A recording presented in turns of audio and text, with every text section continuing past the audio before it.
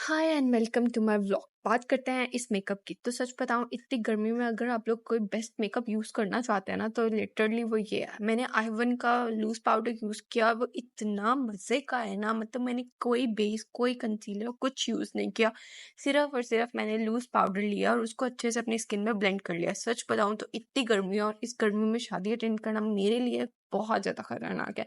मतलब मुझे ऐसा लगता है, यार गर्मी में शादी कौन करता है, इतनी तो गर्मी है, कौन जाएगा। खैर फाइनली कोई नहीं, हमारा ये तो हो गया तकरीबन तकरीबन डन। और ये बहुत अच्छी कवरेज देता है। मैं लाजमी अपना इसका नंबर, बेस और लूज़ पाउडर का जो नंबर होता है वो सारा नोट करके बताऊंगी। एंड देन बात करते हैं आइज़ की। तो आइज़ पे मैंने लाइट ब्राउन और डार्क ब्राउन दोनों शेड्स को मिक्स करके लगाया था। अपर कॉर्नर पे मैंने ग्लिटरी शेड दिया था, ताकि वो जो हमारे आईब्रोज़ के कर्व होते हैं ना, वो फील हो। सच बताऊँ तो मैं आईब्रोज़ बनवाती भी नहीं हूँ, बट फिर भी मुझे बहुत शौक है कि मैं कभी बनवाऊँ। बट मामा कहती हैं कि अगर एक दफ़ा बनवा ली तो पूरी ज़िंदगी बनवानी पड़ेंगी, सो इसलिए मैंने कभी भी इनको नहीं छेड़ा। एंड देन बारी करते हैं नीचे वाली आईलेट्स की। तो फिर वहाँ पर भी मैंने यही शेड दिया था, ताकि आइज़ जो है वो सिमिलर लगें।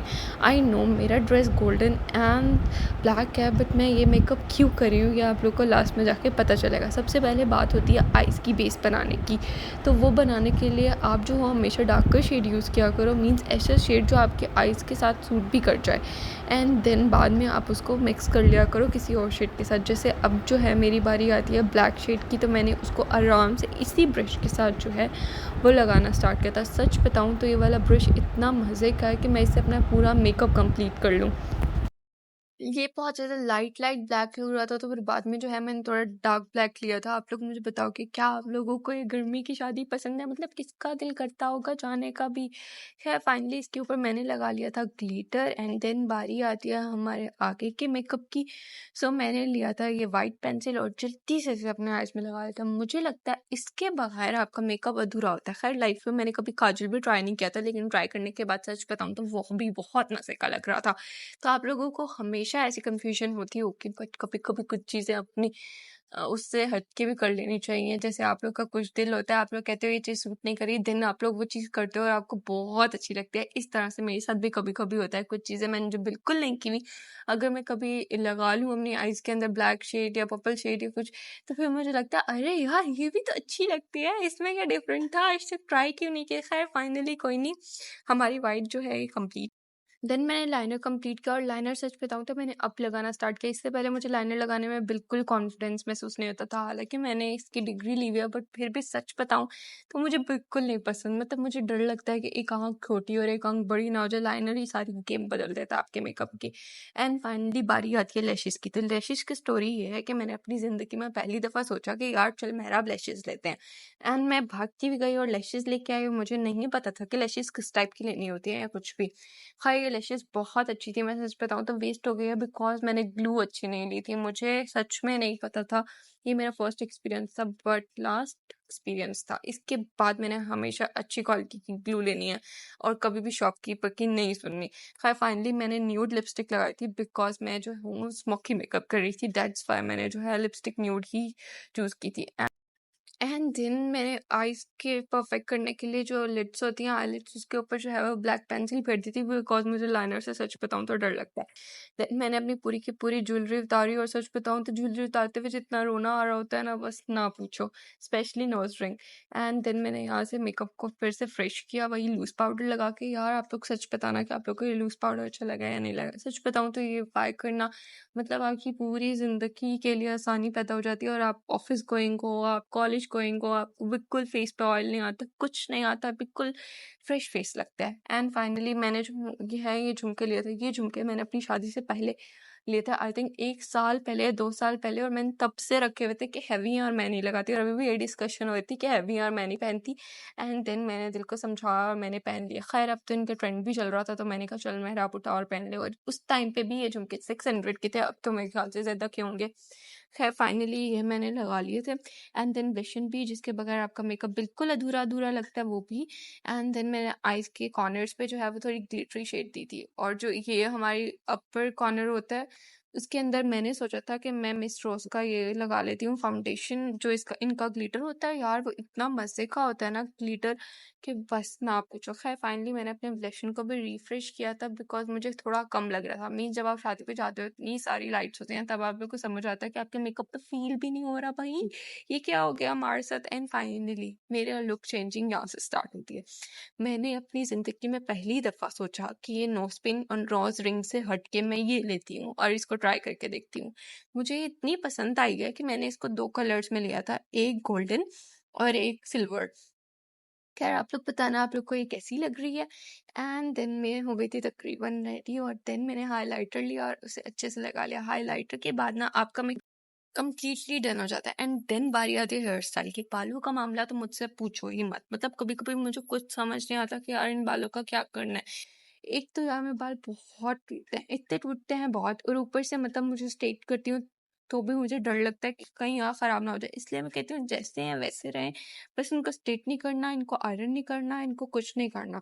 खैर फर्स्ट हेयर स्टाइल जो मैंने ट्राई किया था वो मैंने सोचा था मैं ये वाला करती हूँ, बट लिटरली ये मैंने नेट पे देखा था एंड ये बिल्कुल वैसा नहीं बन रहा था जैसे था। मतलब मैंने इसको अपनी नन पे भी ट्राई किया था, बट सच बताऊं उसके ऊपर भी वैसे नहीं बन रहा था। मुझे लगा शायद सेकंड पर्सन पे वैसा बन रहा है, बट नहीं बना। खैर इसमें मेरी कोई मिस्टेक होगी और अगेन मैं इसके लास्ट में देखूंगी कि ये बना कैसे था।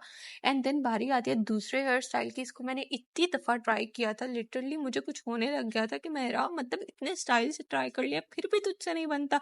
खैर फाइनली मैंने कहा यार छोड़ो इसको, रहने दो, कुछ और कर लेते हैं। तो मैंने यहाँ से लिटिल फ्रेंच करने की कोशिश की थी एंड देन वो भी नहीं हुई, बट वो मुझे इतने मज़े की नहीं लगी। मीन्स वो इस तरह से लेयर जा रही होती है, इस तरह से जो आप कॉलेज जाते हो ना उनके लिए बिल्कुल परफेक्ट होती है, बट मेरे लिए फॉर शादी मेरे ख्याल से नहीं थी।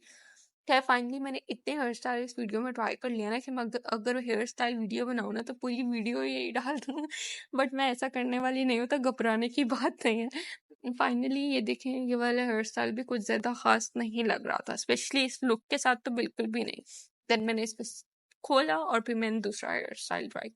देन मैंने सोचा कि यार जितने मेरे बाल आगे से कटे हुए हैं उनको साइड पे करती हूँ, और पीछे की जो थोड़ी सी फ्रेंच होती है जो क्यूट लगती है और आप कॉलेज टाइम में फनी बनाते हुए इस तरह की चुटियाँ बनाते हो तो वो अच्छी लगेगी। सच बताऊँ तो मेरा कॉलेज टाइम ऐसे वाला नहीं गुजरा। मतलब मैंने फर्स्ट ईयर में इतना पढ़ा था, मैं हर टाइम कॉलेज ऑयल लगा के जाती थी, और मतलब बस मुझे ये होता था क्लास लेनी है और घर जाना है और जल्दी से जाके बुक्स उठा के पढ़ने बैठ जाना है और उसके बाद हमने अकेडमी जाना है। बट आहिस्ता आहिस्ता आहिस्ता हमारा कोविड टाइम आया और फर्स्ट ईयर के एग्जाम्स नहीं हुआ, और मैं ऐसे थी कि यार इतनी पढ़ाई का हमारा क्या फ़ायदा। खैर रोना भी बहुत आया था कि एग्जाम्स नहीं हुआ, और फिर जब सेकेंड ईयर आई तो उसमें हमने स्टडी ही नहीं की, ये सोचकर कि फर्स्ट ईयर में एग्जाम नहीं होता, अभी भी तो कोविड ही चल रहा है ना भाई, तो अब एग्जाम्स क्यों होंगे, बट फिर भी हो गए।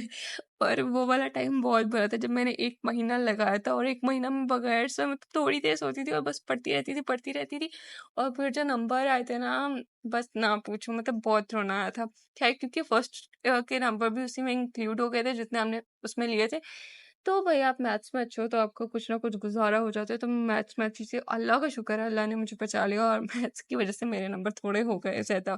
खैर फाइनली मैंने ये वाला लुक ही ट्राई कर लिया था जो मैं हमेशा कर लेती होती हूँ। भाई मुझे जब कुछ नहीं समझ आता ना तो मैं ऐसे ही कर लेती हूँ।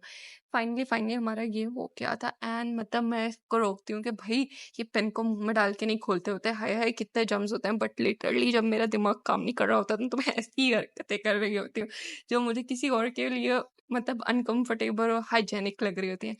एग्जैक्टली। फाइनली मैंने दूसरी साइड का भी यही हेयर स्टाइल बनाया था, और भाई अगर आप लोग मदर्स हो तो लाजमी बताना कि आप लोग के भी मेरी तरह इतने बाल टूटते हैं। लोग तो कहते हैं जब आपका बच्चा बोलना सीखता है ना, उफ, तो मतलब तो आपके बालों की हालत ही खराब हो जाती है।